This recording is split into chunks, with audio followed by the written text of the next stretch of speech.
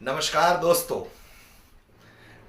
पिछले काफ़ी दिनों से मैं देख रहा हूँ मेरी हर वीडियोस के अंदर 8-10 कमेंट्स ऐसी होती है जिसमें लिखा होता है कि भाई आप कभी कभी अपनी वीडियोस हिंदी में बनाइए ताकि हमें सुनने में और मजा आए। वैसे तो हम थोड़ा बहुत गुजराती समझ लेते हैं इसलिए आपकी वीडियोस देखते हैं, लेकिन अगर हिंदी में हो तो और मजा आए। तो आज मैं हिंदी में अपनी वीडियो डाल रहा हूँ, हिंदी बोलने की पूरी कोशिश कर रहा हूँ। उम्मीद है कि मेरी हिंदी आप लोगों को पसंद आएगी। अगर आपको लगे कि मेरी हिंदी में थोड़ी सी भी गलती है तो मुझे कमेंट बॉक्स के अंदर भी लिख के जरूर बताइएगा।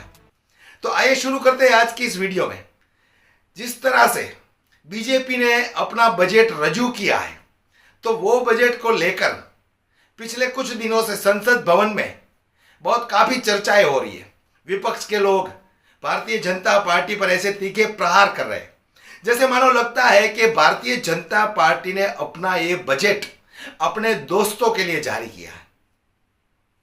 आप देख सकते हो बजट में जिस तरह से इन्होंने आंकड़े बताए हैं। अगर तुम हेलीकॉप्टर्स खरीदते हो तो उसके ऊपर 5% इंटरेस्ट है।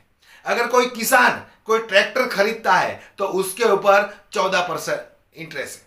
अब सोचो तुम कि बीजेपी क्या करना चाहती है। उसके अमीर दोस्तों को और अमीर बनाना चाहती है और जो मजबूर लाचार बेबस किसान है उसको वो गर्क में धकेलना चाहती है। तो जिस तरह से इस दबंग सांसद ने संसद भवन के अंदर देश के गृह मंत्री अमित शाह की जो धुलाई की है, खास करके वैसे तो उसने पूरी भाजपा की धुलाई कर दी है, लेकिन ये भाषण सुनते ही अमित शाह कैसे तिल मिला गए हैं।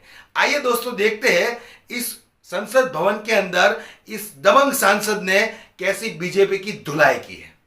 अबे कोई नोटिस नहीं लेता तुम्हें, छोड़ो जी। डिस्टर्ब ना करिए। अरे यार बेईमानी से जीता है तो ज्यादा ना बोलो। मालूम है कितने बड़े तीरंदाज हो। बेईमान हो, बेईमान हो, बेईमान हो, बेईमान हो। अबे कोई नोटिस नहीं लेता तुम्हें, छोड़ो। अयोध्या से अवधेश जी क्या जीत गए। आप लोगों को इतनी नफरत हो गई कि एक भी उत्तर प्रदेश का एक बार भी नाम नहीं आया सभापति महोदय। बेईमान हो, बेईमान हो, बेईमान हो, बेईमान हो। जिनको भारत रत्न दिया है सरकार को मैं धन्यवाद देता हूं, लेकिन वो धन्यवाद अधूरा है जब तक उनकी सिफारिशों को नहीं मानते हो। 2007-8 से लगातार मांग चल रही है देश में कि स्वामीनाथन जी की जो सिफारिश है किसानों को 1.5 गुना समर्थन मूल्य देने का, एमएसपी की गारंटी देने का, कानूनी हक और अधिकार देने का, उस गारंटी को आज तक नहीं माना, आज तक नहीं माना, आज तक नहीं माना।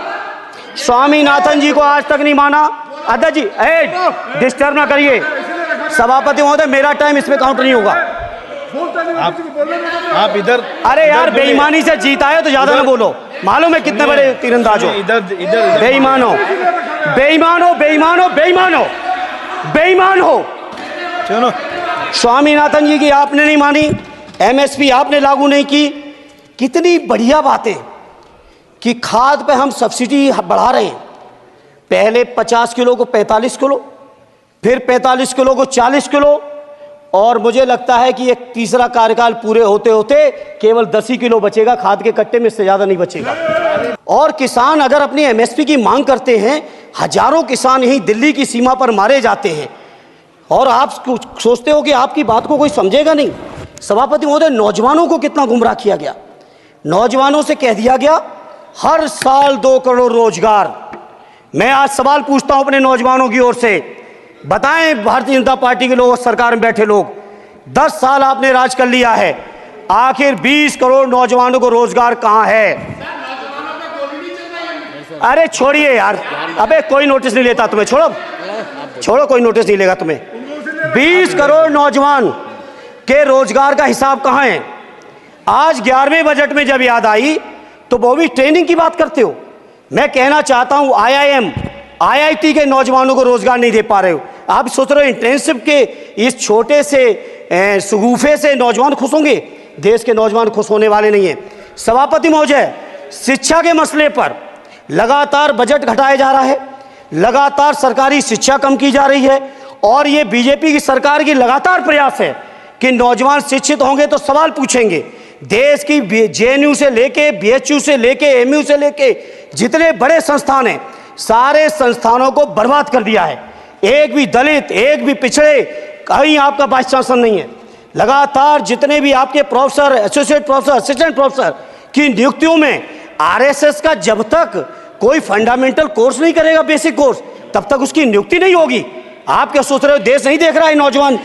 यूजीसी का बजट लगातार कम किया जा रहा है। मेरा खुला आरोप है इस सरकार पर कि ये सरकार शिक्षा को प्राइवेट करके, शिक्षा को मुट्ठी भर उद्योगपतियों के हाथों में देके, शिक्षा को चुनिंदा लोगों के हाथ में देके, देश के 140 करोड़, जिसमें मैं समझता हूं 90% लोग गरीब हैं, उन गरीबों के हाथों से शिक्षा को छीनने का ये जो आपकी सरकार षड्यंत्र कर रही है, इसके लिए हम लोग इस मौके पे विरोध करते हैं।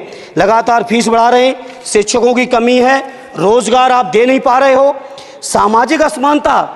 सभापति महोदय, 2014 में जिस समय सरकार बनी थी एनडीए की, उस समय देश की जितनी भी जो आर्थिक चीजें थी, जो वेल्थ थी, उसमें पिछड़ों की हैसियत 17% थी, 17%, और आज 10 साल की एनडीए की सरकार के बाद पिछड़ों की आर्थिक हैसियत हो गई है केवल 9%। मैं कहना चाहता हूं चुनौती के साथ, वित्त मंत्री अपने जवाब में बता दें, अनुसूचित जनजाति का एक भी व्यक्ति देश में अरबपति हो तो बता दूं, एक भी अरबपति हो तो बता दूं, एक भी दलित को अरबपति आपने बना दिया हो तो बता दो, एक भी पिछड़े को बना दिया हो तो बता दो। आप जवाब में दे देना, आप डेटा दे देना, आप डेटा दे देना, हमारी दबाव नहीं रुकेगी। सभापति महोदय, जब बीजेपी की सरकार, जब बीजेपी के लोग विपक्ष में रहे तो ओपीएस की बातें किए। 10 साल से आप सत्ता चला रहे हो, 11वां बजट पेश कर रहे हो, पूरा देश आज ओपीएस के लिए, सरकारी कर्मचारी परेशान है, कहीं ओपीएस की चर्चा नहीं है, पुरानी पेंशन की कोई चर्चा नहीं है। सभापति महोदय, पुरानी पेंशन तो पुरानी पेंशन, हम मांग करते हैं, बहुत बड़े राष्ट्रभक्त आप बनते हो, मैं मांग करता हूं देश के पैरामिलिट्री फोर्सेस को आप पुरानी पेंशन दीजिए। मैं मांग करता हूं, आप राष्ट्रभक्त हैं ना, सीमा पे जो सुरक्षा कर रहे हैं, जो शहादत झेल रहे हैं, मेरी मांग है कि आप उनकी ओपीएस दीजिए। वो आप ओपीएस नहीं दे पाओगे। सभापति महोदय, मेरी पार्टी के किसी भी मेंबर से हम नंबर कम कर लेंगे, टाइम, मेरा टाइम बढ़ा दीजिए, बढ़ा दीजिए, कोई भी मेंबर हमारे लिए दे देंगे टाइम। हम लोग इसलिए सभापति महोदय, इन सभी समस्याओं के लिए मैं आपसे कहना चाहता हूं कि इनका समाधान करिए, और नहीं समाधान करेंगे तो अभी तो बैसाखी पे बन गए, बिहार और आंध्रा को पैकेज देखे फिर देश में कितने राज्यों को पैकेज दे पाओगे। अरे वित्त मंत्री जी, उत्तर प्रदेश से आते हो, इतना भी हक नहीं कि पूरे बजट भाषण में एक बार उत्तर प्रदेश का नाम आ जाता। इतना अयोध्या से नफरत हो गई, अयोध्या से अवधेश जी क्या जीत गए, आप लोगों को इतनी नफरत हो गई कि एक भी उत्तर प्रदेश का एक बार भी नाम नहीं आया। सभापति महोदय, इसे मैं आज इस मौके पर सभापति महोदय, देश के गरीबों, किसानों, नौजवानों, व्यापारियों, बुनकरों, सभी की ओर से कहना चाहता हूं, ये बजट देश विरोधी बजट है। कुछ समस्याओं के लिए सभापति महोदय संवेदनशीलता के साथ मैं कहूंगा सरकार को विचार करना चाहिए। तो उम्मीद करता हूं दोस्तों आपको मेरी ये हिंदी पसंद आई होगी।